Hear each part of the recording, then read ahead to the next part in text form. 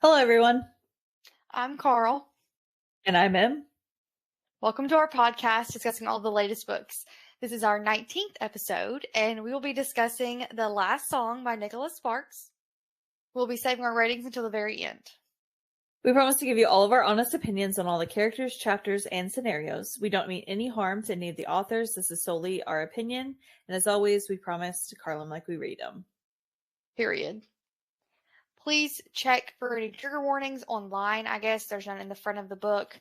I would say there's references, sexual harassment, assault in general, childhood abuse. There's like one scene I think of violence. It's pretty mild as far as triggers, but as always, take care of yourselves, and spoilers will lie ahead. If you don't want to hear how this book ends, please pause here. Go read the book. You can honestly even watch the movie, and it pretty much gives you the gist of the book. There was only kind of some minuscule details that was kind of different, but it's pretty, I'd say pretty spot on to, book to movie adaptation. And then you can come back, listen to this episode, and give us your opinion after that. Are you ready to get started? Let's get into it.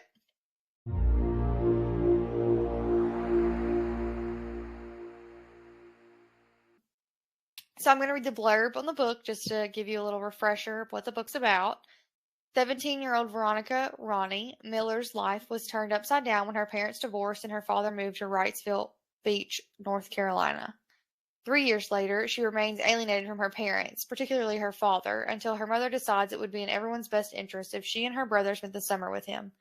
Resentful and rebellious, Ronnie rejects her father's attempts to reach out to her and threatens to return to New York before the summer's end. But soon, Ronnie meets Will, the last person she thought she'd ever be attracted to, and finds herself falling for him, opening herself up to the greatest happiness and pain that she has ever known.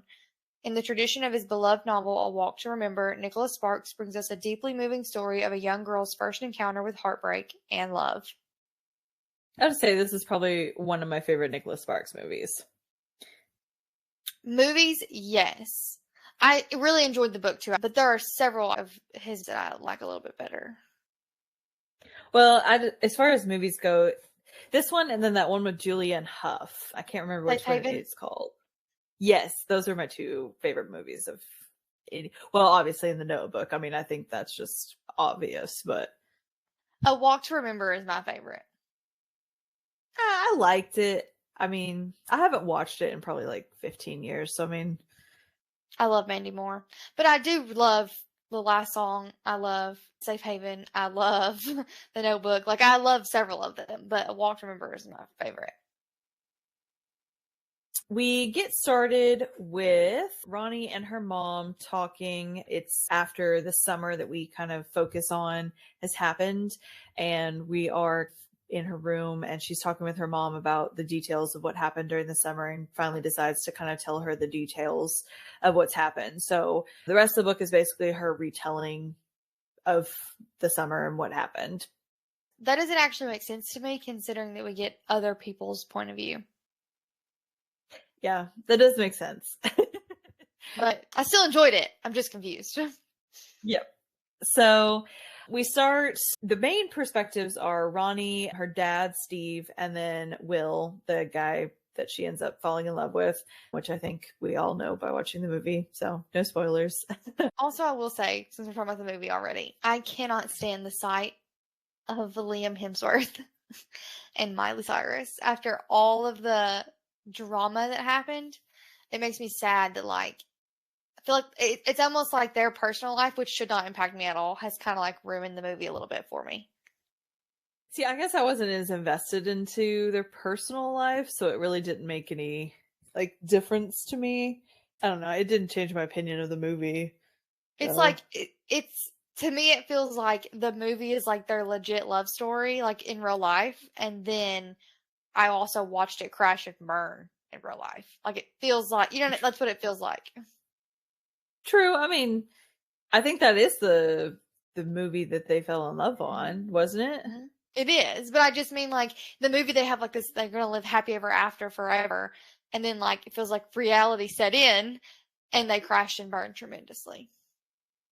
True. I mean, I personally think that the different Hollywood actors mostly fall in love in some kind of movie, and then when they get on the real world, they kind of experience like a difference. So I think it was just kind of a Hollywood normalcy thing that happens, I guess. I don't know that I'd say that. Theirs was pretty messy. Well, yes, but I'm talking about just like the falling in love process, not like the aftermath. But I mean, Gotcha. usually once they get to reality, it ends up not being as great as what it was in the movie set kind of thing. Obviously, because fictional is better. We get into the first part of the summer where Ronnie, her brother Jonah, which Jonah is so cute in the movie. Love him to death in the movie. He's so adorable. He is in the book though too. Like he's like the little like comedic relief kind of. Yeah. But I mean, I'm just talking about like personally, I just wanted to like squeeze his little cheeks and be like, it's okay. But she was such a jerk to him at first. But Ronnie and Jonah and her mom are driving to North Carolina to visit their father. And apparently there was some kind of incident that Ronnie was involved in that took away her independence, is kind of what she refers to it as. And turns out Jonah reveals that she was arrested and she has cut off her father due to the divorce. And so she hasn't really spoken to him in several years, and it's kind of strained the relationship quite a bit. So we get into Steve's perspective, and he has quit his job, divorced his wife, toured the country, and attempts to make money as a musician. And it sounds to me like a midlife crisis. He just was like, you know what? I'm just gonna jump away and run away. And he just kind of reflects on his past as he's waiting for the kids to arrive. And he expresses that Jonah's really excited. Ronnie's obviously not. And the mom ends up revealing that she is getting married, and Ronnie apparently was arrested for shoplifting. However, Steve believes that she's innocent.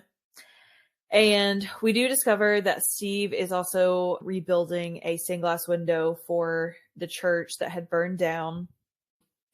And he asks, Jonah to spend that bonding time with him to help rebuild it.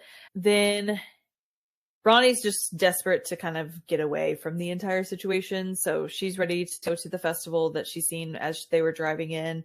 As she's at the festival, she ends up bumping into Galadriel, or as she prefers to be called, Blaze, is who bumps into her. So Jonah appears and kind of negotiates with her a little bit to get some money out of her to keep her secrets, or to keep her whereabouts a secret from their parents. And Ronnie and Blaze run away and bond. They talk about Marcus and the other like ruffies that are on the beach with him, and she decides to go with them. When they get to the spot where they go to party, Marcus talks about how he considers girls to be predictable and stupid, and keeping Blaze around is because she's good in bed. And he makes a move towards Ronnie, which obviously she deflects and doesn't want any a part of. Which he doesn't understand. No. Which in the movie, she gets like really like angry, which of course she does still here as well. But, it's almost like an irrational kind of. Well, I think the movie tried to. So the book has like several moments where he's kind of like hit on her or come after her or some sort of like approach. In the movie, we have this one big one, and then we have the one big wedding scene with Marcus, and then the one scene with Blaze outside the store or whatever. Like there's 3 big scenes, and that's it. So the book has other smaller scenes that we don't get in the movie. So I think the movie was trying to like make it seem like a big deal in that one scene to kind of make up for that. Which, I mean, understandable. Like, you don't know this person. You see, kind of the boyfriend and her flirting. I could kind of understand your hand off my leg. Yeah. But at the same time, like, she had to have known her boyfriend was sleazy up to this point. Like, there had to have been signs besides this. So. Well, and the book makes that more clear. The book talks about, like it shows us Marcus's point of view. And he says, like, basically, like, she knows that he sleeps with other girls. Like, it's not a secret, but she's possessive. So it's like she doesn't want to see it in front of her kind of thing, but she knows it's happening. So the book kind of clarifies that better than the movie for sure. So we end up with Will's perspective, and Will is actually thinking about his friend Scott, who apparently had started the fire that destroyed the church, and that Blaze, Marcus, Teddy, and Lance, which is kind of the group that we're all hanging out with Ronnie, had witnessed the accident. After he bumped into Ronnie on the beach, Will cannot get his mind off of Ashley because she's trying to say that her parents are out of town. They could have a good time with Scott and Cassie at her house, and Will is pretty adamant that he doesn't want to do that. So whenever Will and Scott stop for food, they run into Marcus, and Marcus starts taunting Scott. There ends up being like a big fight, and Ronnie ends up breaking up the fight, which her father ends up being there at the same time.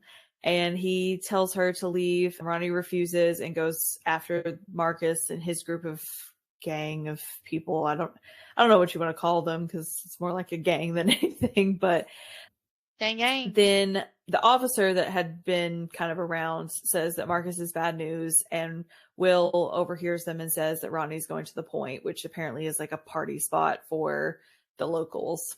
So the cops end up being called on the party, and Ronnie's pretty mad because she knows that her dad had involvement in calling the police. And he tries to kind of talk about Marcus and make her understand that he's not good news. And of course, she doesn't want to listen. She ends up hurling a photograph across the room, and Steve ends up sending her to her room.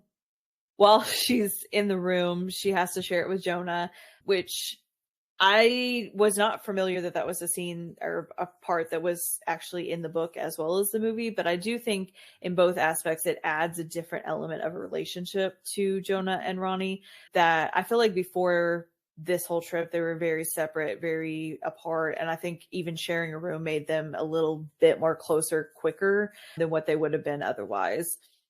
I agree. I didn't remember that was in there until we did this reread. I just think it adds that closeness that I think needed, especially after we find out what their dad's going through and things like that. I think it just kind of helps that have that closeness to somebody that you love.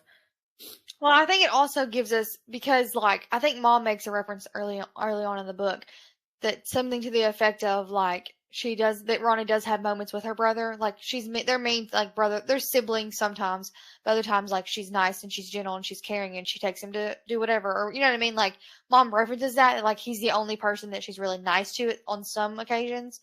And so then like sharing a room allowed us to get some of those moments, like when he was scared, or different things like that. So that was a really good, just a little, it's always cool to like find something that the author included that like seems so unimportant, and then like in the reality like it laid the entire storyline or whatever, you know what I mean? Like it's just really cool. Yeah. So during a fight with their dad, well, Ronnie and her dad, during their fight, he ends up learning out that she's a vegetarian, and because he goes to offer her, I think it's bacon and eggs, and she was like, "No, I'm a vegetarian." Which She didn't even. movie, I don't think she even said no. I think she might have said no in the book, but she doesn't. She's not the one that tells him she's a vegetarian. The brother. Yeah.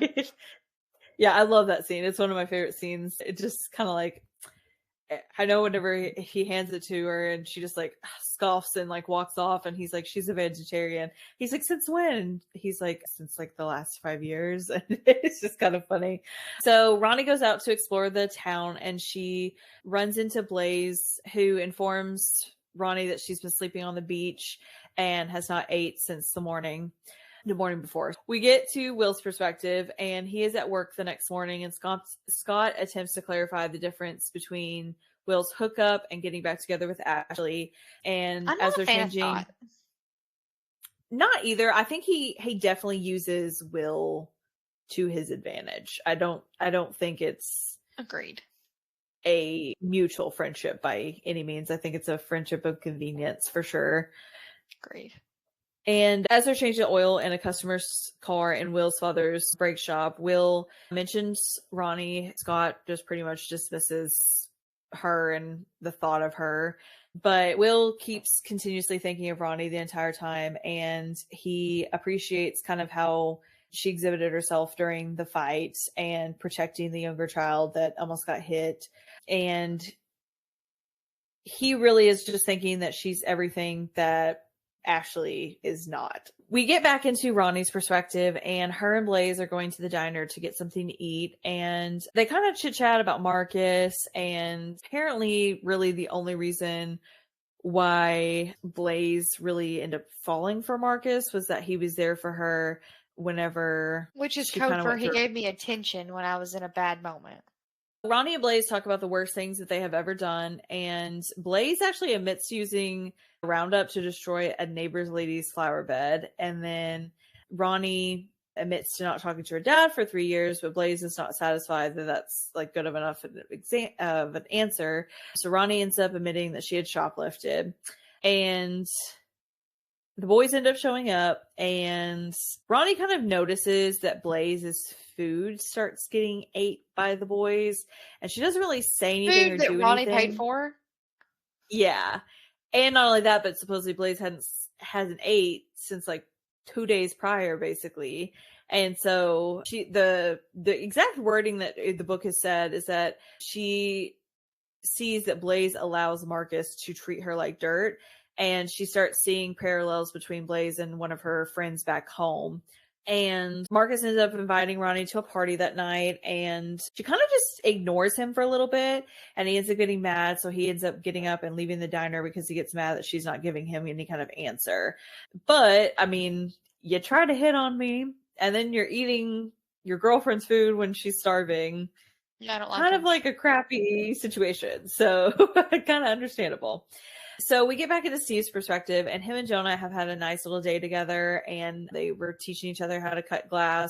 They have lunch together and stuff like that. It just seemed like a really like cute father-son moment.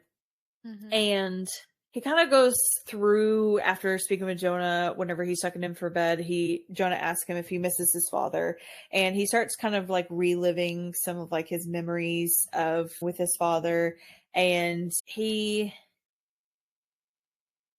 just kind of recounts his youth and how his mother raised him, how his father reacted around him, kind of just like flashbacks of his life. And it kind of closes out with in that chapter where Steve is alone at the piano, and it says that he feels exactly as he felt in the office of the marriage counselor, empty. Sad. I mean, he's sitting there waiting for Ronnie to come home. He hasn't seen her in like 16 hours. He's worried about her, but he enjoyed his day with Jonah, but he just really wants to reconnect with his daughter. And it's really sad that he wants that, and she's not willing to provide that, I guess is the best way of saying it. They're at the beach, and Ronnie is watching the gang drink alcohol and stuff. And Ronnie's not really impressed, but Marcus comes over and asks her to take a walk down the beach with him, and she refuses.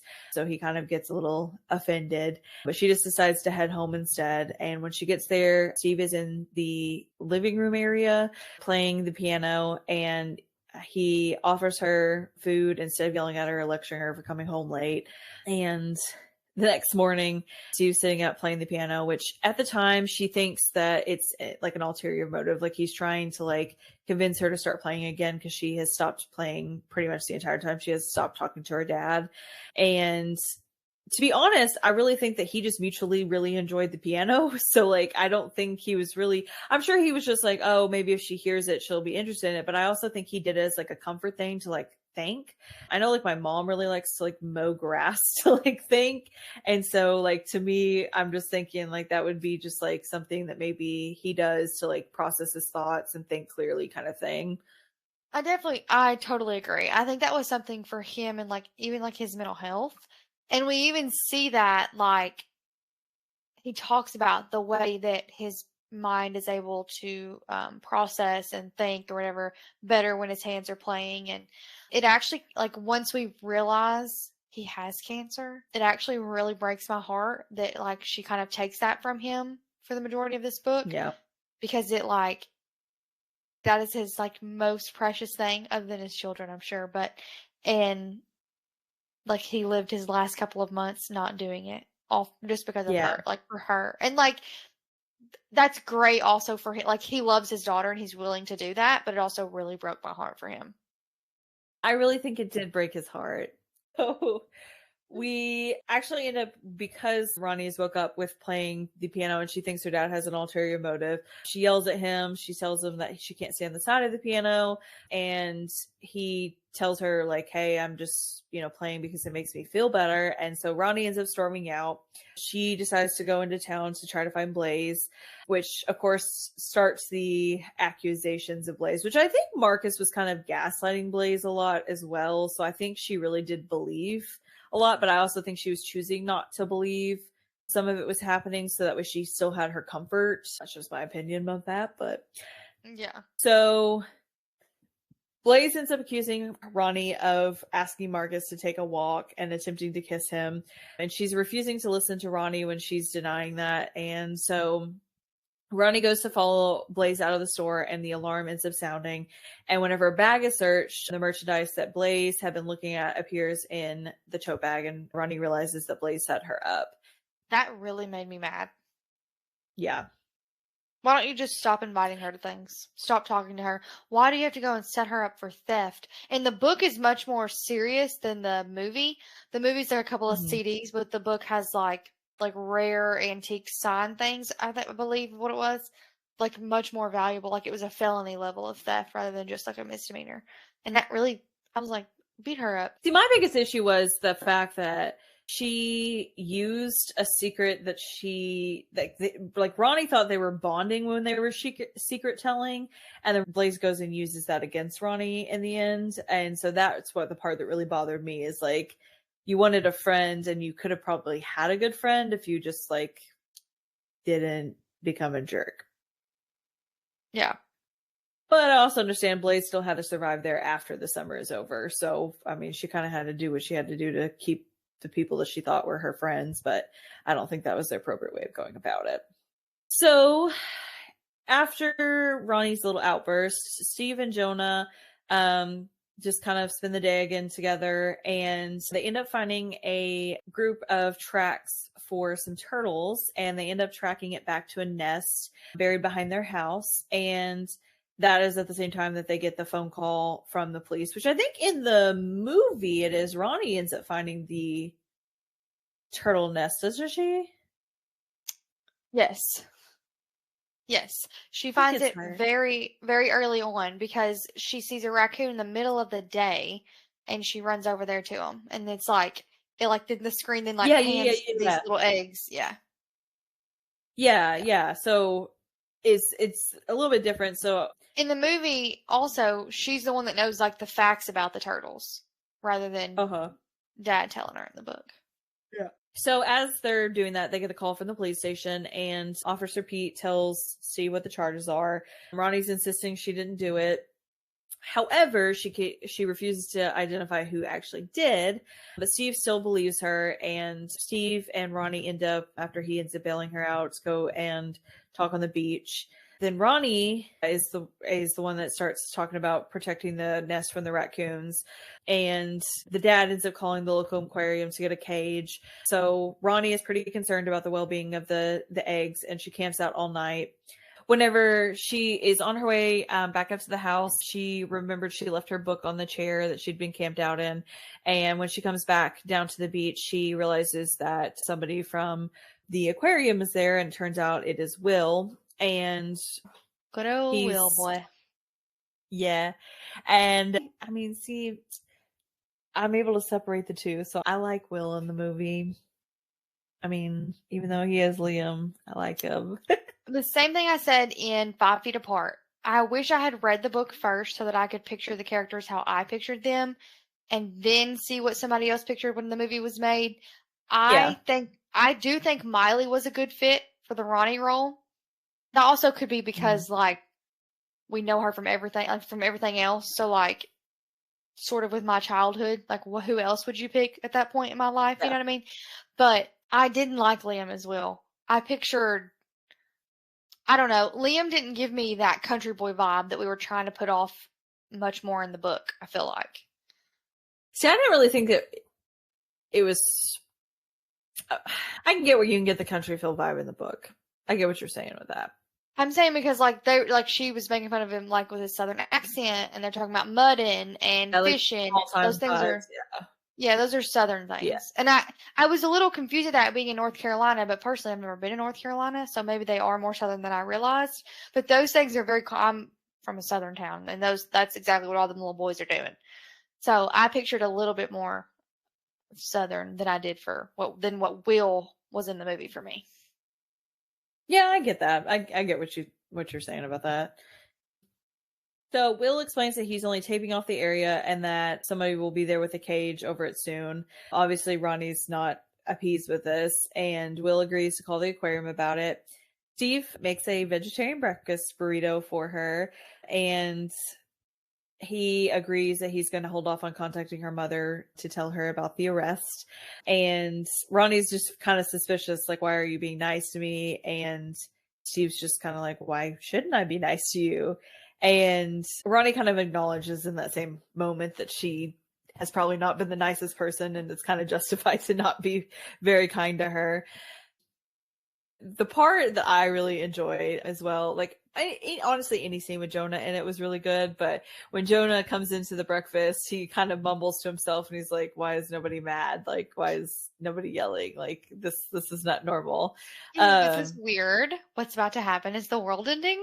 Ronnie decides to go into town to search for Blaze, and she ends up coming across Blaze, and she basically says, hey, I had nothing to do with this. And obviously gaslighting. So that's another reason why I kind of think Marcus may have gaslighted her a bit, because she pretty easily did that right back to Ronnie. And as Ronnie is walking back home, she runs into Marcus near the diner, and he offers to help clear up the misunderstanding with Blaze. And basically the exchange is, I'll clear everything up with Blaze if you sleep with me. And Ronnie is not taking it. I would have told him where he could shove it.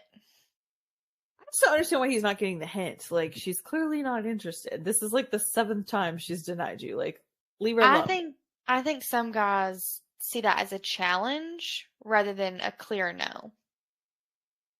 I think he just thinks he's some like hot stuff in the town or something, or he's got some. I think maybe because he's got a little bit of like the blackmail on some people, he thinks he's like, got some power or something, and maybe that's where he's feeling like he's something. He's definitely self-assured. He should not be, but he definitely is. Yeah, I think in the movie, I really felt like he was more like a druggy and like kind of a scuffier guy. In the book, I didn't really like picture him as much as that, but I may have overlooked the description. I still picture the same guy, but based off of what I read, which take it with a grain of salt, because I skip over some things. You make some things up, you add things in there that weren't there. But I didn't see him as like the same thing in the book or in the movie as what I did in the book. But so 2 things. Totally agree. 2 different characters in the movie and in the book. And actually, even though the book character was worse, I actually preferred that because it was like it set him up more as a villain than the movie really did. So it gave us like a bad guy sort of thing of the story. I forgot that we even got his point of view in the book. And when it first popped up, I was like, what is he doing here? He's not supposed to be here. And then 2, the movie, the actors that they cast in those boys' 3 roles were grown men. Grown men. And I was like, oh, you're too old to be doing that. For sure. Like in the book he seemed not like a teenager, but still like a young adult. And in the movie they look like they're in their 30s. Yeah. And I was like, at that point, like, you're the town drunk. We can't be doing that. You know what I mean? It was just a different level. Well, especially reflecting back to the church scene, I definitely didn't imagine like a bunch of 30-year-olds running around with like 17, 18-year-old kind of thing. So, and also like having him look older and Blaze still looks like a really young adult, then it looks inappropriate to, we get to that level of. That night, whenever she gets back home, she is trying to compose herself and just act like everything's normal. And as she's getting ready for bed, she looks out the window and sees that there's a raccoon walking towards the nest, and she freaks out. So then the next morning, she runs over to the aquarium and accuses Will of not calling the aquarium. He finds her a little bit later after she storms out, and she's mad. She blames him for having to spend several nights out on the beach watching eggs, which I don't know if I would want to do. I mean, You never know who could be walking up and down that beach and like interacting. I don't know. You wouldn't catch. So in the book, she sleeps in a sleeping bag on the sand. In the movie, she Yeah. sleeps in a chair. You Yeah. couldn't pay me to do either one of those with the back problems that I would have the next day. No. I would be immobile. I definitely no, I couldn't do it. The chair And I wouldn't be as agree. bad as Also, like who's walking out here? yeah, Blaze and Marcus. That's who's walking out here. true. True. Especially after the way he's treating her. Who's to say he wouldn't just walk up on the beach and do something? He does. In the book, he does walk up on the beach. Remember that one scene where Will comes to visit and then she realizes she has a second visitor and it's Marcus out there watching him? Oh yeah, yeah. I So forgot all about who's that. to say he didn't walk up there in the middle of the night? True. That's who you need to put a True. bat beside you for, not the raccoon. The raccoon's just trying to eat. They both been trying to get their goodies. Different kinds. Whenever Will ends up finding Ronnie, he tells her that he called several times, and Ronnie ends up leaving him and tells him like, hey, even though you did that, it's not going to help anything. And Will starts kind of realizing that he has a little bit of a crush on Ronnie, and he ends up returning to the nest that night to sit with Ronnie. And honestly, in the movie, I really love that scene. Like, I imagined it like so much different in the book. I don't know why, but just they seem to like in the movie just like stare at each other and have like this romantic longing kind of scene. But then in the book it was more like chatter and chit chat, that like getting to know each other kind of thing. And kind of in the movie was a little bit better for me. I don't know, like just personal preference, I guess. Really? See, I thought the movie, because it is a movie and we had so much to cover, I thought it was very rushed. And it was like one day they didn't even know each other, and 2 days later they were in love. So I actually preferred the book in that scenario. I mean, yeah. I mean, it was extremely rushed. I don't know if I could say that I'm completely in love with somebody after staring into their eyes, but I did like that moment. I mean, obviously, it did rush everything pretty quickly, but I did like kind of like that where she was basically not trying to talk to him because she was acting like she was mad at him, and Yeah. secretly she was fine the entire time. Literally watching the movie and reading the book. The night, so in the movie, she sleeps out in the chair with him and he sleeps in the other chair for the night or whatever, Mhm. protecting. But in the book, she doesn't sleep out there. He sleeps out there and she goes inside after that point. But in the movie, when they're in their chairs and they're like both reading and they're bonding and like that was a scene for me that I was like, I love them. Like that solidified it for me. I didn't need anything else. I was like, this is like what you see old couples doing. You know what I mean? Like they're doing their own thing, but they're doing it together. It was so cute. So I did like getting to see it on screen and sort of like that quick, even if it was quick, still falling in love kind of portrayal. But like overall wise, it was really rushed. So I preferred the book. Definitely, definitely. So Will and Ronnie wake up the next day, and Jonah ends up revealing that Will is the one that kind of ratted them out whenever they had went to the point. And of course, Ronnie gets angry and storms off, which I'm not really quite sure why he did that. Okay, but pause. Did you not find it so adorable when the brother like army crawls out there and he's like, "What's your name, soldier?" Like that's how he wakes him up. Like Yes, that, just like that yes. cute little bonding with him and Will too. So cute. Love that. That is one of my favorite scenes. That and when honestly, it's really sad, but whenever Will and Jonah make the stained glass window at the end, just I cry the literally, whole. I literally said out loud, like, if you didn't love that man before, there's no way you don't love him now. Like, there's no way. Later on, they end up going to volleyball for Ronnie to watch Will play, and she ends up getting interrupted with her thoughts by Ashley, and she starts kind of doing that mean girl thing whenever you don't win the guy kind of scenario, and Ronnie gets pretty upset. Ronnie ends up refusing to talk to Will whenever he shows up, and Will just basically sits outside. And I, I really love this. Like honestly, I think this is probably one of those like I laughed for quite some time at several different scenes, but especially the ones that Jonah are involved in. Like, I don't know, just something about his bluntness just makes me want to chuckle every time he talks. But Ronnie is noticing her father's reading the Bible, and Jonah kind of sits there and he comments like, how long is he going to sit out there? And so Ronnie decides to storm out, which in the movie she goes up to him and is just like, how does she say it? Like, you're scaring my little brother, or something along that lines. And after they sit and talk, Will ends up finding out what Ronnie found out from Ashley, and he basically just tries to like appease her, and he says, hey, she's my former girlfriend, like, you know, there's nothing going on. Well, and this is a big difference in the book and the movie that I want to note. In the book, he dated Ashley for 2 years, and they had broken up, and so it made a lot more sense as to why she would be jealous and concerned about who he's moving on with, things like that. Not that, you know, excuses her behavior, but it makes more sense. But in the movie, that's not what it was. In the movie, they weren't exes, and he was known to sleep around and things. So it was like a totally different. She was just like nasty in the movie to be nasty. Like she probably wanted to be his girl, but in the movie, she wasn't actually ever his girl. So it was interesting to see the difference in those and why they chose that route, you know, to make him someone who slept around and now he doesn't, kind of thing. Because in the book, claiming him, you know, allegedly, oh, like you're just the girl of the summer or the girl of the month or whatever, girl of the week, even, like it was very dramatic, which is not accurate because he didn't do that. But in the movie, he did do that, and then he essentially says, you know, you're not like other girls. Which I hate that line. I'd prefer that not be in there.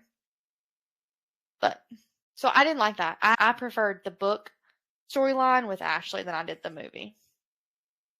I get that, yeah. I think the background of them adds more depth to kind of what she says, but I think in the movie, wasn't she just like a close, like, girlfriend of his? Like, in the movie she was just like one of the so yes, yeah, a friend that's a girl, yeah.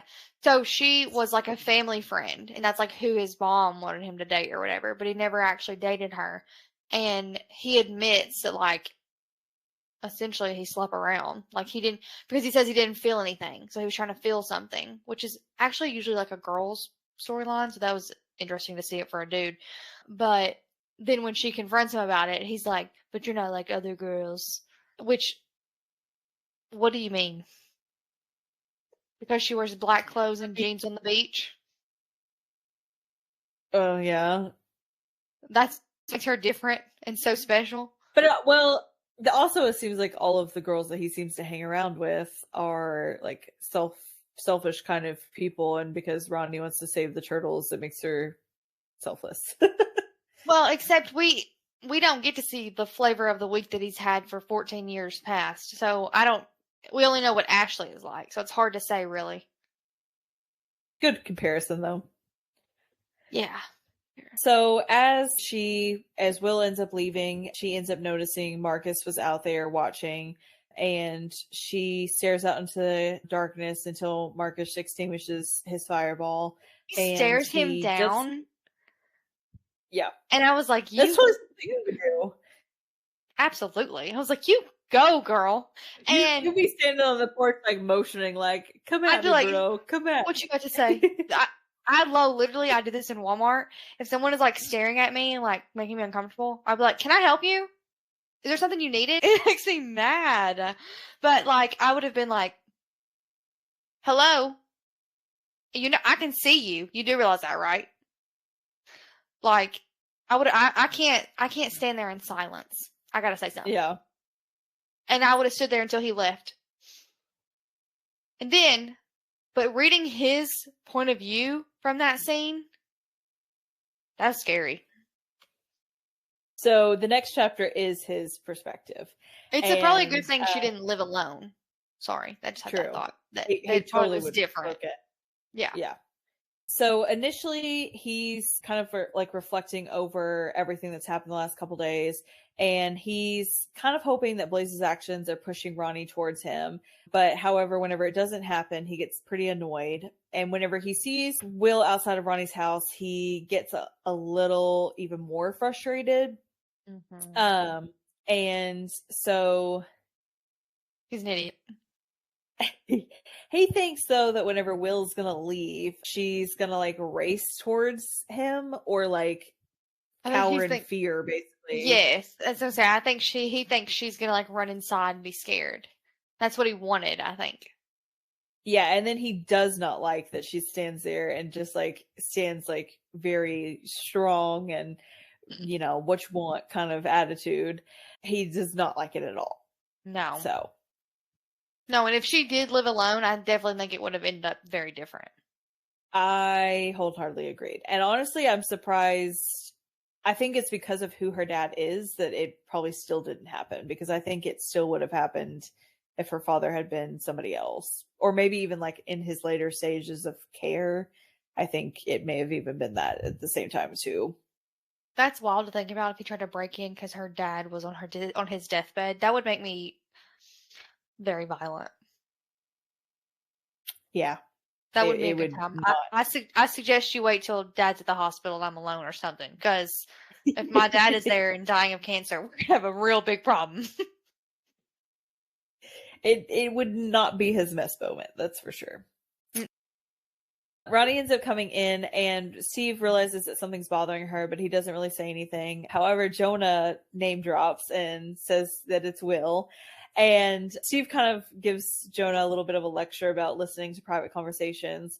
And Jonah's like, well, how do you expect to track her if, you don't read her text? And Steve's like, well, why don't we just talk? Like, that's the better alternative, which is just kind of funny. He's just very nonchalant. Like, I think the actor they chose for the dad in the movie was like spot on. Like, he did very good job at like really portraying like that laid back kind of, it was almost like hippie vibe, but like not hippie at the same time. Like, if that makes sense.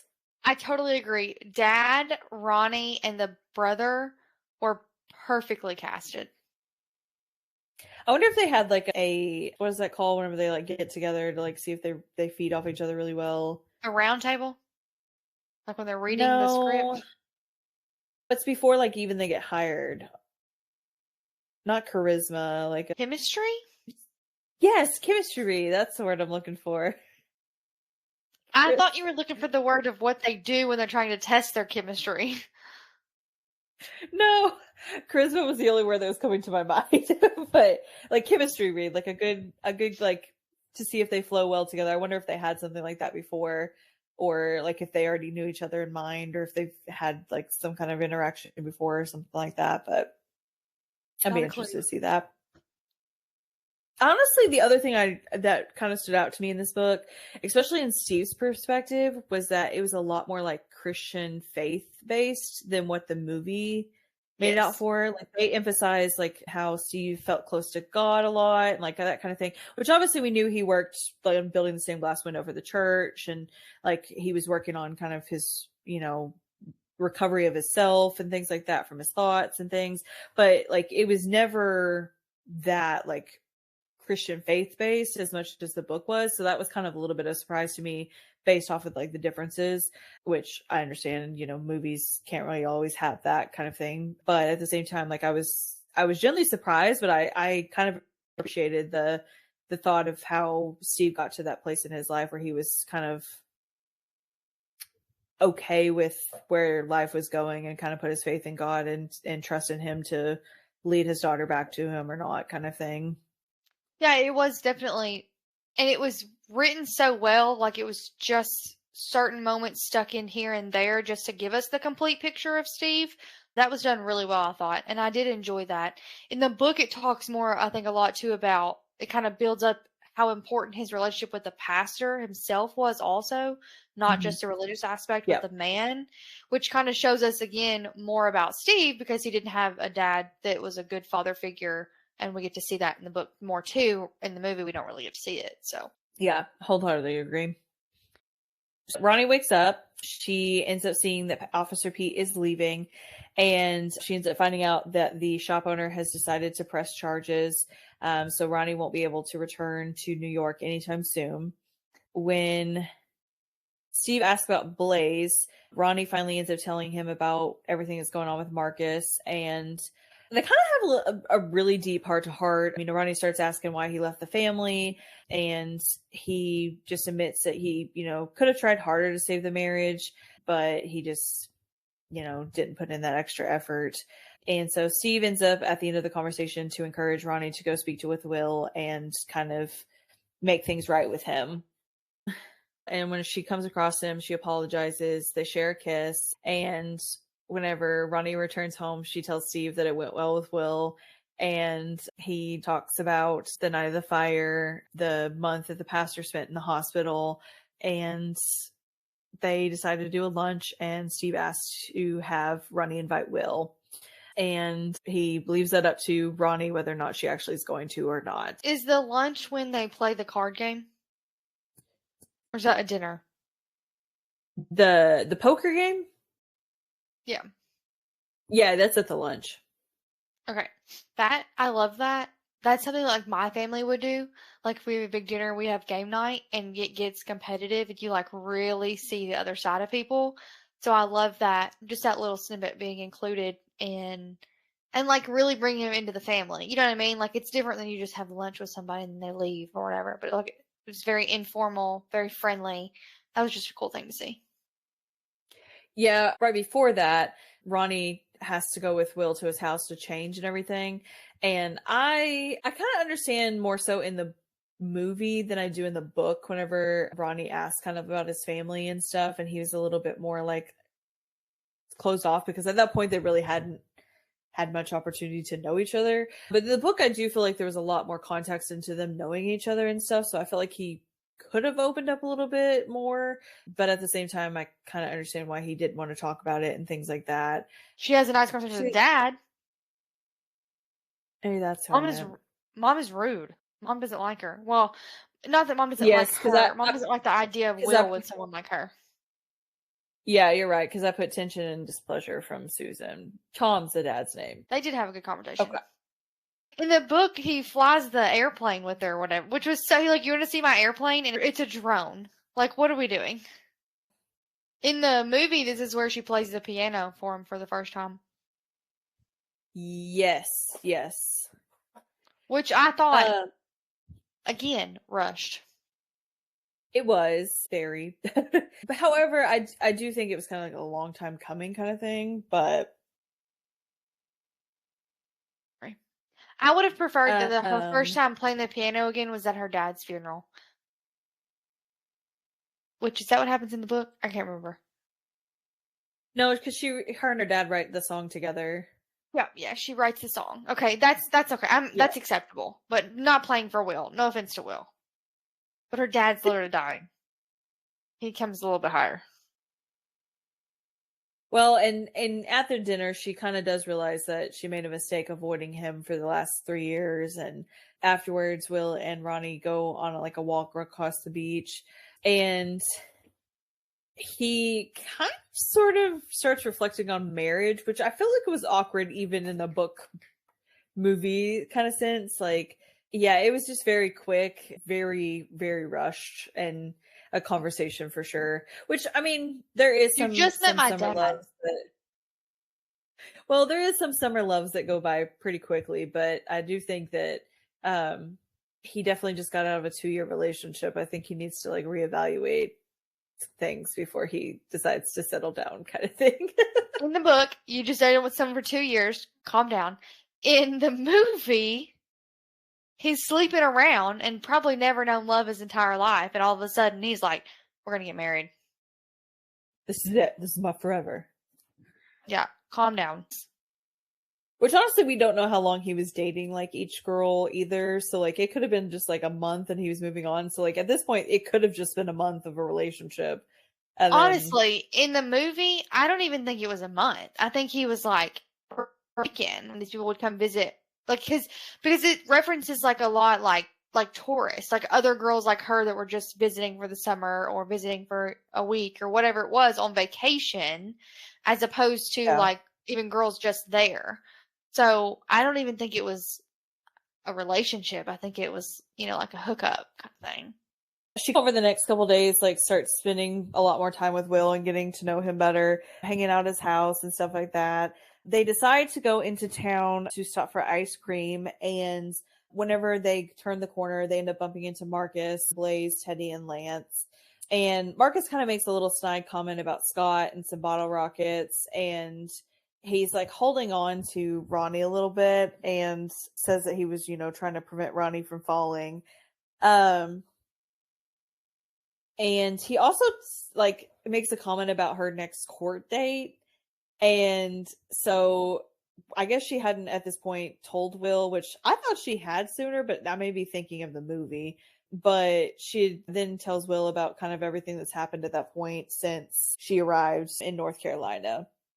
I would have said, I'll see you there because you probably have your own court date, jerk. I mean, I'm sure he probably does, especially movie.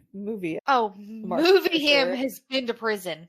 Like, Yeah, rough. probably spent a good 5-10 years. Yeah, something. That's why he looks so old.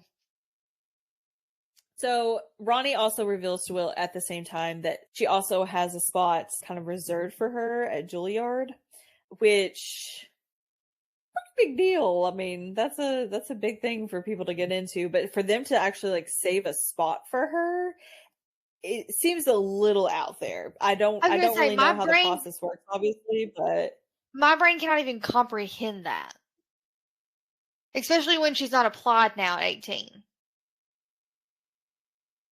well, I see. I imagine it kind of like Harvard. I don't imagine Harvard being like, "Hey, this one person out of the entire nation, I'm gonna hold this spot for because they may potentially change their mind in the future to come back and enroll with us." You know what I mean? Like I it definitely think just, Juilliard is at that level. However, because it's such a musical school, I could see how like looking at talent would be different. For example, if you take like a sports school, like I could see them scouting a young, let's for example say football, a young guy that plays football and hoping and hoping and hoping that he comes and saving a spot for him just on the off chance that he does. So I guess I can see it in a sense, but also I feel like there would be a deadline. Like it's not just going to be open ended until yeah, she dies. You know what I'm saying? Like there's got yeah. to like you got to apply before you're 19 or something. There's got to be something in there. Can't just be open ended forever. Well, and the way they kind of worded it was like until she changes her mind. So it was a little like, Yeah. okay, well, that Who could says be she's going to change her mind? 57 years from now. Yeah. It was weird. So But I I don't see think that. the whole point was to, like, making it so dramatic, I think was to just harp on how talented she was. True. Which, if we're being honest, like, it's referenced a lot, but we never really fully get, like, a great example of how talented she is, other than allegedly she plays the piano very well. But, like, we don't get, like, she composed something at the age of 4, and no one's ever done that before. Or some sort of, like, something like that. To, like, put it in References the to greatness. context. Yes, and, like, I don't She play needed some piano. I Nesta don't energy. it's something. Like, I don't for people who don't understand that, like, because like you said, like, we're just guessing at what level Juilliard is because I don't have any clue. So I would have liked more context to explain that so that I understood exactly how good she was. Yeah, yeah. Because she's just playing the piano in my brain. Like, to me, it's not that big of a deal. Now, I know that's coming from someone who can't play it, so, like, I don't truly understand it. That I wanted that context for me to be able to understand it. Well, even in the movie, there wasn't like any moment that I was like, "Oh my gosh, I cannot believe that like they chose her to go," kind of thing. It wasn't just like August Rush, the movie with he plays in The Good Doctor, Willie Will. I can't And think. in The His Good last name Doctor, starts with F. is he the guy with autism? Yes, he Okay. he plays the main character in August Rush, and then what is that guy's name? I just blanked. Plays Miss Doubtfire. Robin Oh, Williams. yeah. Oh, it's an Um, older movie. No, I haven't seen that one. yeah, yeah, no, it's got Robin Williams. He plays like the main like father figure role, and the kid is like really really good, where he's like playing on the streets and like people end up like recruiting him to play at Juilliard in front of a crowd or whatever. But like it showed multiple instances of like just amazing, like where he just like was listening to music in the way the world worked and then created a song out of it, kind of thing. So like understandable, but there was nothing like that here. No, and in the very beginning, I think it makes references to like they've been watching her since she was 5, or she played at such and such when she was 7, like little things like that. But it's like here and gone, and it's like one or two as we're getting into the story, so it doesn't really develop and stick with us as well. So I just would have liked a better example of that. Now, I will say, we get a little bit of it when she finishes the song that Dad had started for her. We do get it. We see a little bit of talent, but that's like really it. Other than that, it's just playing the piano. Yeah. So we get back into Marcus's perspective, and he is just kind of stimulating on the fact that he bumped into Ronnie and Will together and not very excited about it. So he's talking about or thinking about his thinking about his fascination with fire. Apparently he's lit multiple things on fire, and so he's pretty confident whenever he knows Will's weak spot, and he's kind of preparing for almost like a battle, kind of thing, where he knows how he's going to take him down and win Ronnie over. Oh, so impressive. Ronnie gets a part-time job at the aquarium, so her and Will are kind of hanging out, doing nests and things like that. Marcus starts making some comments about sister's wedding, and so Will and Ronnie confess their loves to each other at some point. As Ronnie and Will are hanging out again, they end up finding out about the stained glass window, and Ronnie mentions the story of the church, and Ronnie shares her dad's story, and Will gets to thinking about Scott and what he did and impact his secret that he's keeping. Well, the secret of Scott's that he's keeping for him is kind of bringing on other people. He asks vaguely, for advice on protecting a friend, and Ronnie encourages him to do the right thing no matter how hard it is. And so Ronnie ends up getting back into the house, and she kind of catching on that her dad's taking more naps than usual. And he started going over to the church to play on the piano, so that way Ronnie didn't have to listen to the piano, which is sad. I mean, especially with him being so weak, having to get up and go into the church every day. But of course, she doesn't know any of that yet. Well, like at home, he could play all day long, but he can't obviously do that at the church because he has to go back home and manage with the children and stuff. So, well, as she's kind of listening to her dad play in the church and things like that, she realizes that her demand that she made was very childish. But as she's kind of having these thoughts, Steve ends up having a coughing fit, and he of course blames it on the church being dusty. And isn't this the scene where he tells her he's fine? Yeah. He's telling her everything's fine.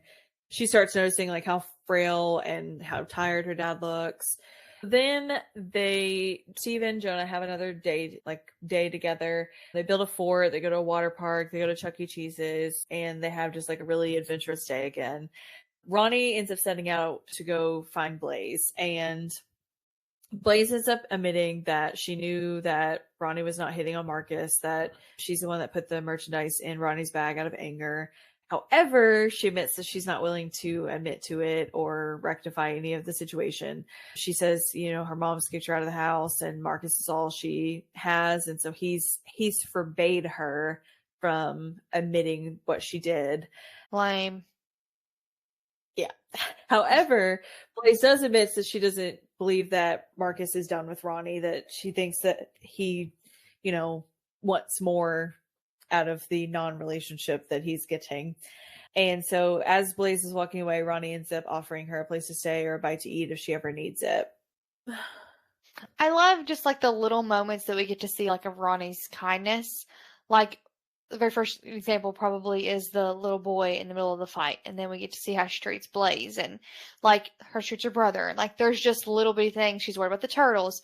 I love that we sort of slowly but surely build her character through those moments without just like, because sometimes you read books and they're like for example, Evelyn was lovely and everyone thought Evelyn was lovely. Like, that's how they do it instead of, like, acts and establishing it.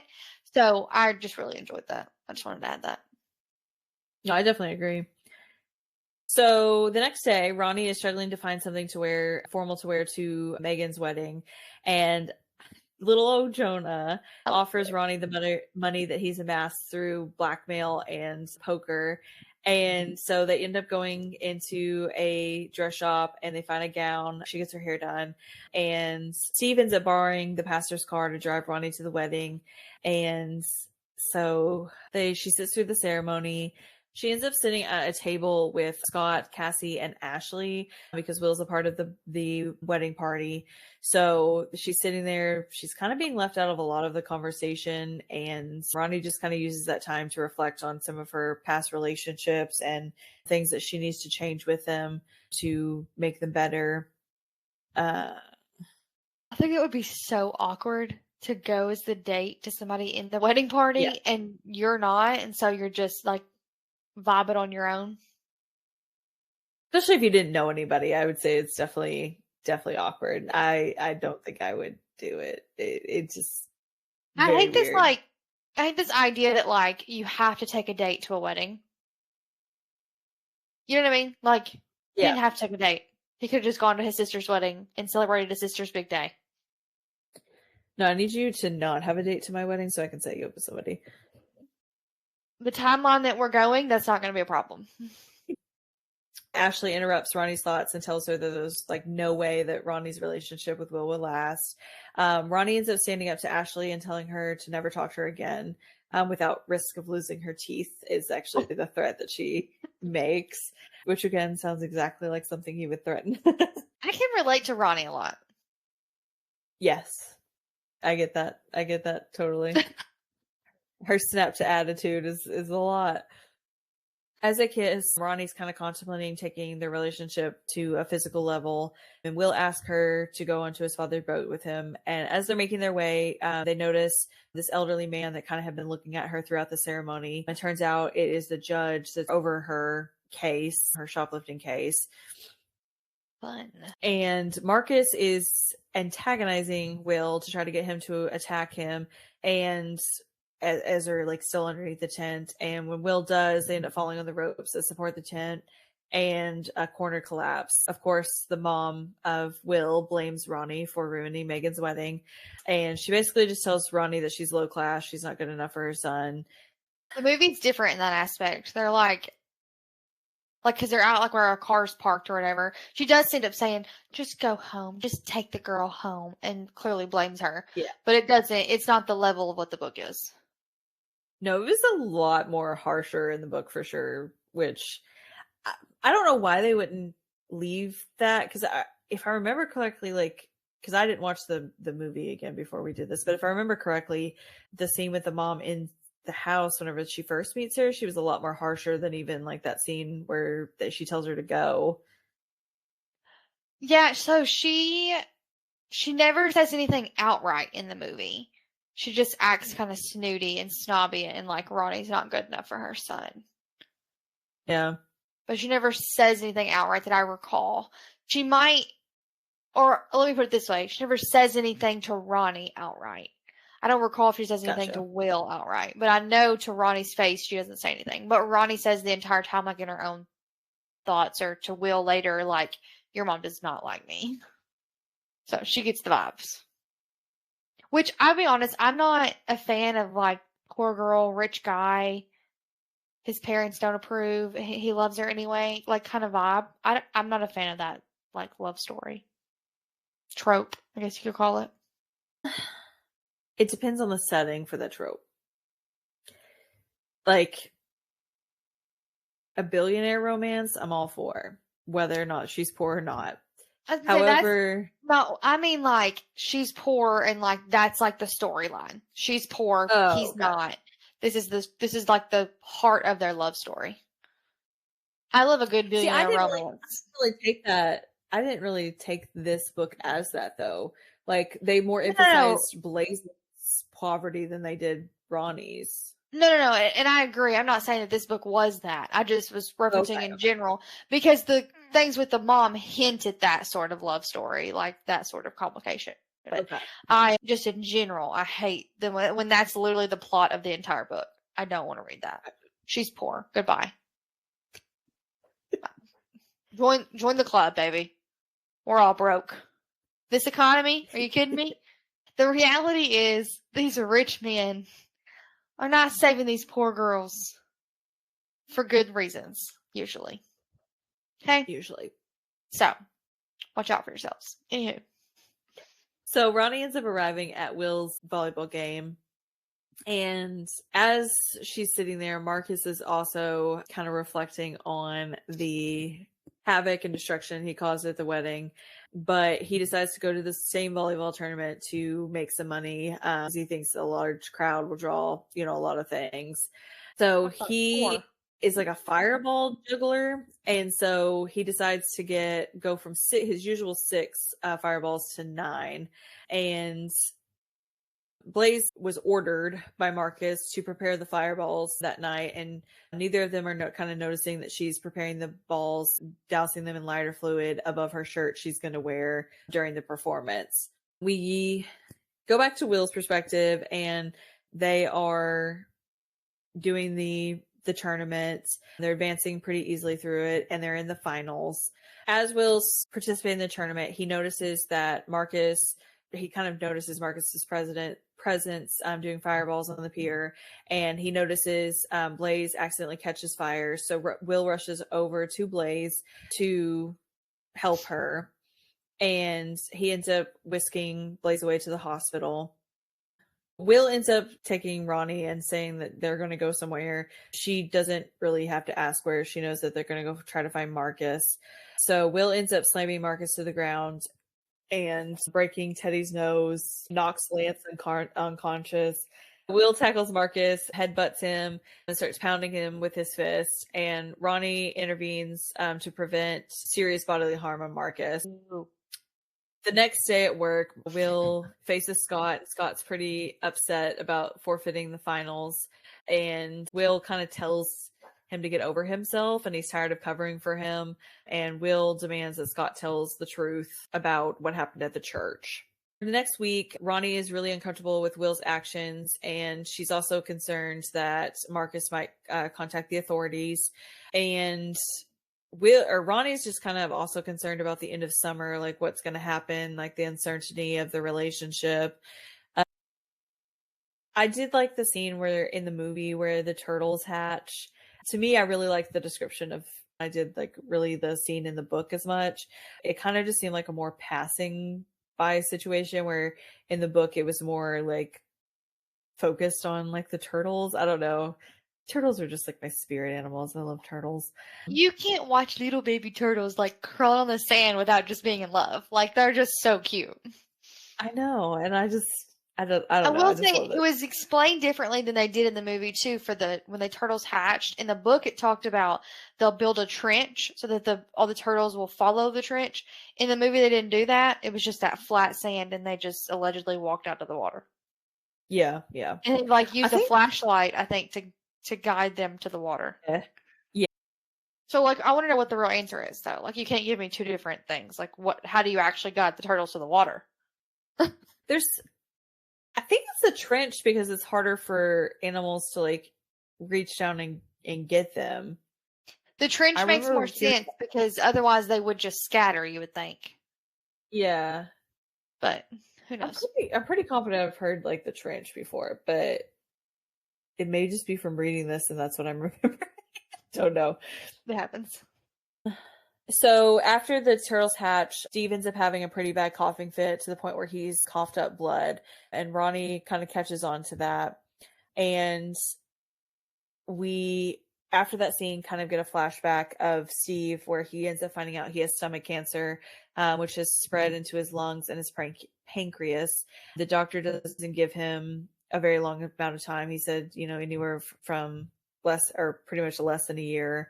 And that's whenever kind of the impending death hits him. And he tells the pastor, of course, about his condition, and he decides that he at that moment he was going to invite the children to spend the summer with him, but he does not want his ex-wife to tell his kids about the condition. And that's whenever he started working on his relationship with God and his presence. Fades back into the current scene where he's having the coughing fit, and he realizes he needs to be honest with his children, and he tells them he needs to get to the hospital. The only two times that I cried in this book or movie was when Ronnie first finds out that dad has cancer and is dying, and then when he actually does die. Yes. And I'm sorry, there were 3. And the funeral scene when when the light shines in the window and then she plays the piano. Those are the only 3 times in the entire book that I cried. I was very proud of myself. Yeah, mine was when he dies, and then Jonah, and whenever he's like crying and doing the stained glass window, bawl every time. Like, yeah, can't stop. Yeah, won't stop. Maybe I cried 4 times. I'm sure there's a 5th or 6th one in there somewhere too. I'm losing track now. I'm surprised you didn't cry at the turtles going to the water too. It was like the last 100 pages, I feel like, that I cried. That's granted.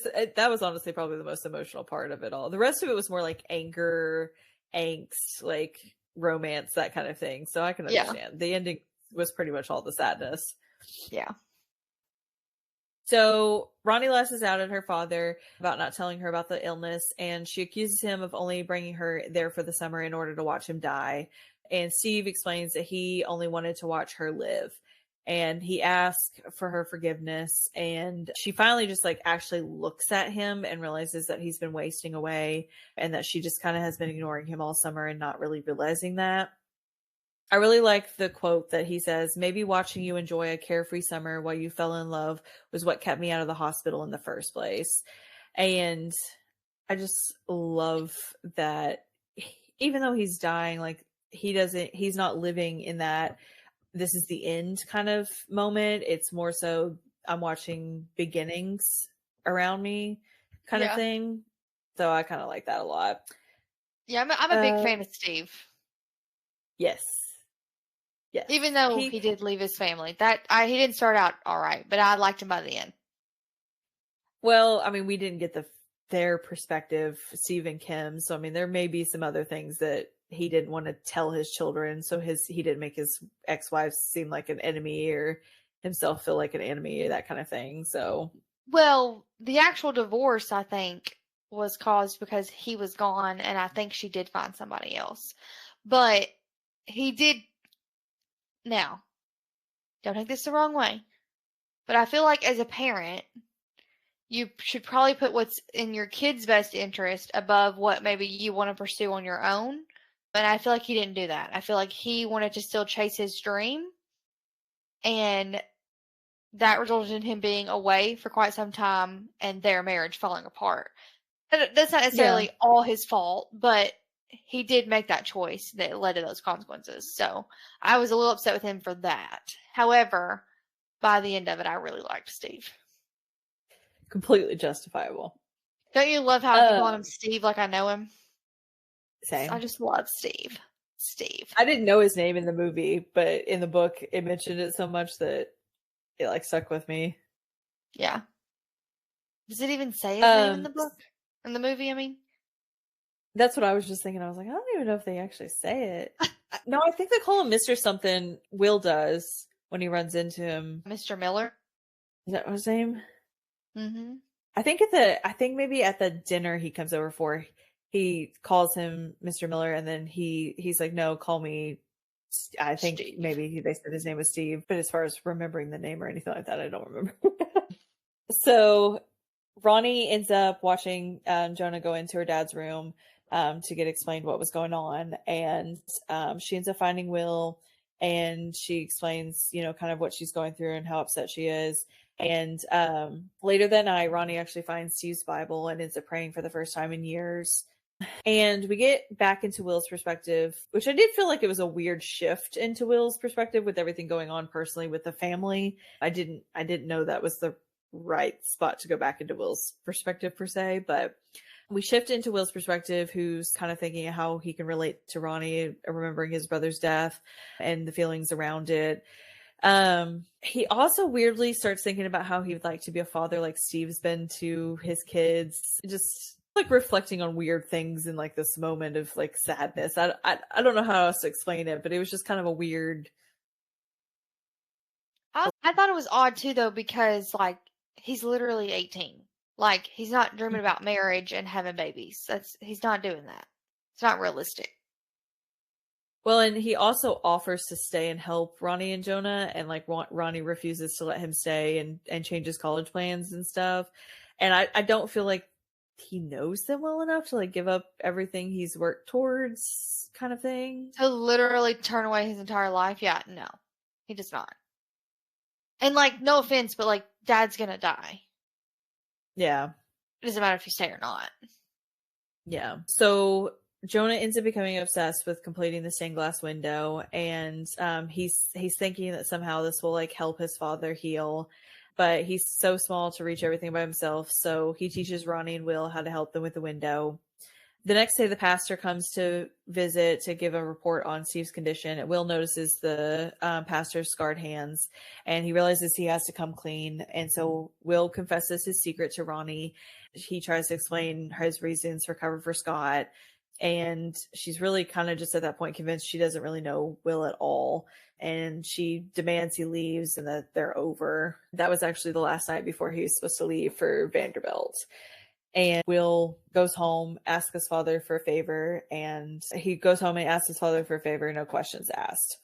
If you said that to me, I'd be like, whose body we burying? That's all I could think of. That's like, that'd be the first thing I'd be like, you killed somebody. What'd they do? That's just how my brain works. I'm not saying I'm not saying I want you to go murder someone and come to me and suggest that we bury a body together. I'm just saying that's where I would go if you did that. Jonah and Ronnie tell their father about how they've completed the window. Steve like sends Jonah out of the room and to kind of like catch up with Ronnie and kind of figure out what's going on. The next morning, Jonah comes back with Kim, the ex-wife, and Ronnie reveals that she's not going to return to New York.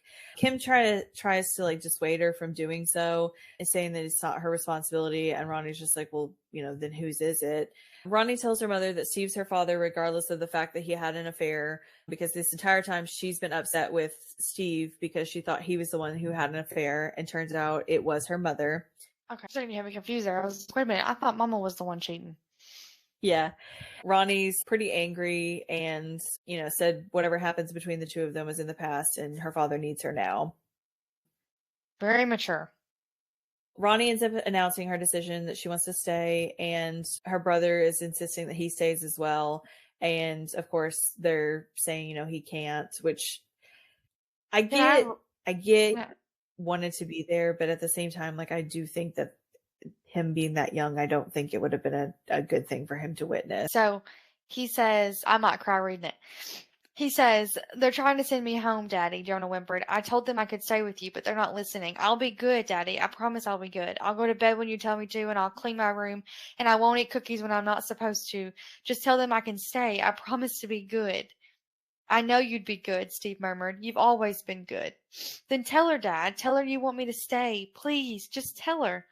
I do want you to stay, he said, hurting for himself and for his son. I want that more than anything, but your mom needs you too. She misses you. If Jonah had held out any hope, it ended then and there, and he began to cry. But I'm never going to see you again. And it's not fair. It's just not fair. That was so, so sad to me. This little, because he's just a kid. And then Dad says, like, Dad will always be with you, and like, when you see the light through the window, that'll be us or whatever. But like, him like pleading to just be able to stay with his dad because he knows the end is coming is just so, so sad. Well, and I think he also thinks that like it's not that you're too young to witness that kind of thing is why we're not letting you stay. He just thinks that like he's not been good this summer and like they won't let him stay because of that kind of thing, which is even more sad. Yeah. So poor baby. So in Steve's perspective for a moment, we get the moment he like finds out that his wife was cheating on him. And so he is waiting on Ronnie and Jonah to return to the hospital while he's thinking about all this. And he decides that he's not got any desire for Ronnie to see him wasting away. but he knows her mind is made up. And so he's afraid of her just kind of witnessing that. Which also makes sense because even though she might be 18, she is still really a kid too, you know. But at the same Yeah. time, I think she kind of needed that closure, that time with her dad. Especially I think to get rid of the guilt that she had for not, spending the summer she could have had with him, or even the last 3 years that, she kind of brushed him off as well. Yeah.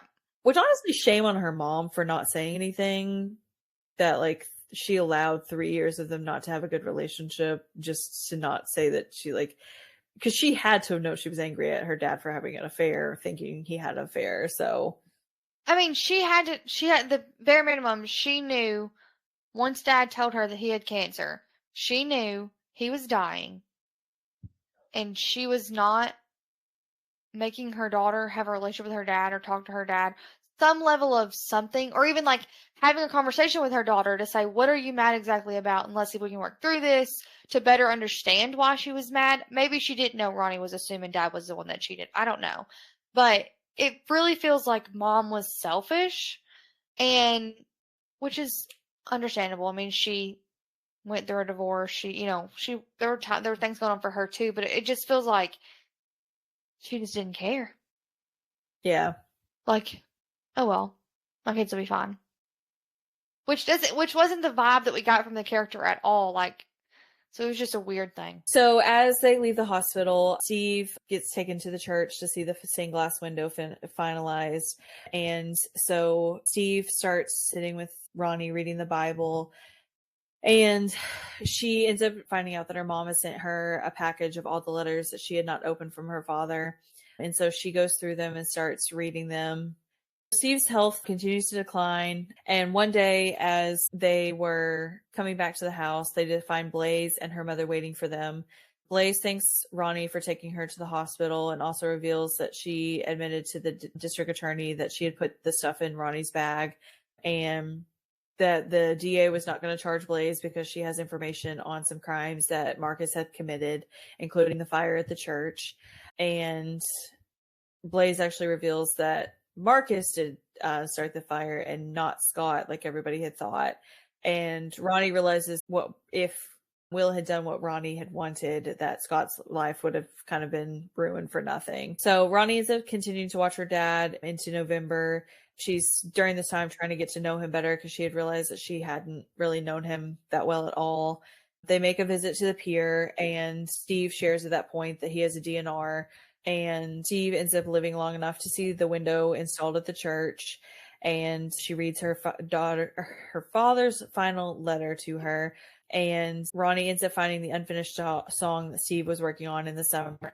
She works on it and realizes that her dad is in pretty bad shape, and she ends up calling an ambulance. And in the movie, that's the scene he passes away in. Yes. So she asks her father for one last thing. She borrows the pastor's car and ends up taking him to the piano, where she shows him that she completed the song and wanted to play it for him. And as he's listening to it, he's thinking of this creation that him and his daughter had created together and is at peace.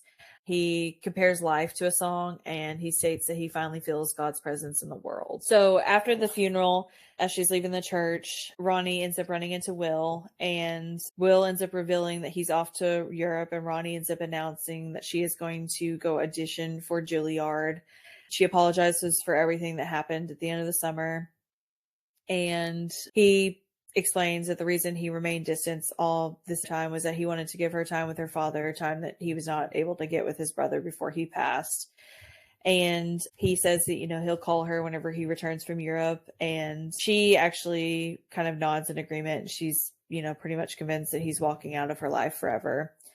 And at the very end, Ronnie uses the knowledge that her father and her and their summer together was a chance for her to go on living rather than mourning for him too long. Ronnie and her mom are no longer fighting consistently. Jonah kind of has like a paranoia that his mother is sick as well, though. And so that Ronnie assures him that that's not the reason why they stopped fighting, that, they're just getting along finally. But she does spend a lot more time with her brother and practicing the piano, and she auditioned at Juilliard and now practices daily. And she's torn between wanting to hear from Will or wanting to be able to move on. But Will actually calls to tell her that he's coming to New York, and he was actually calling from Juilliard, and that apparently he's decided to transfer to Columbia to be closer to her. And that is the end of it. I kind of like that ending a little bit better than I do the movie, to be honest. I think it was a little bit more realistic. Yeah. The movie is like, Dad died. I'm going to go run after him because he's more important. Yeah. Live happily after. Yay. It Yeah. didn't like. Yeah, it was rushed. Yeah. Correct. Rushed. Perfect. Yeah.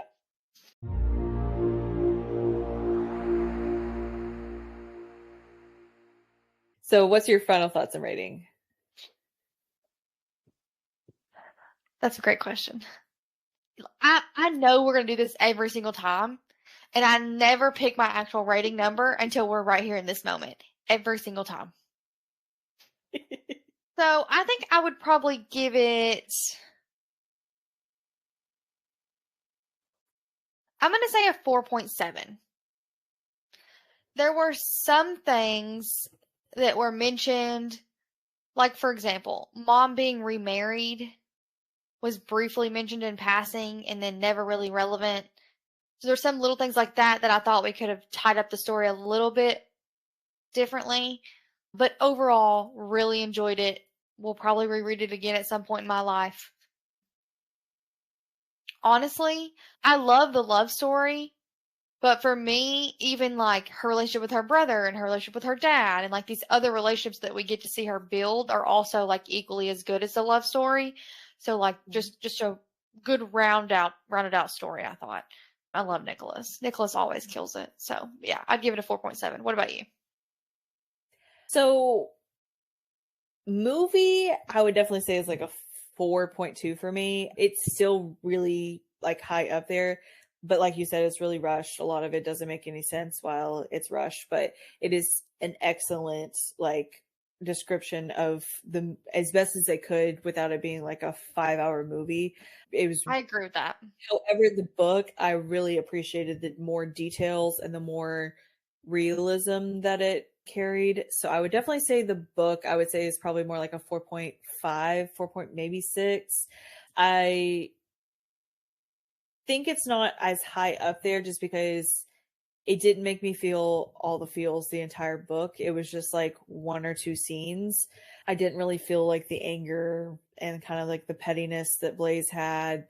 The scenes with Marcus were just kind of not something I could like connect to and things like that. So there was a lot of it that was good, and it added context to obviously the situation, but it just to me wasn't as connection that I would hope for. Still excellent book though.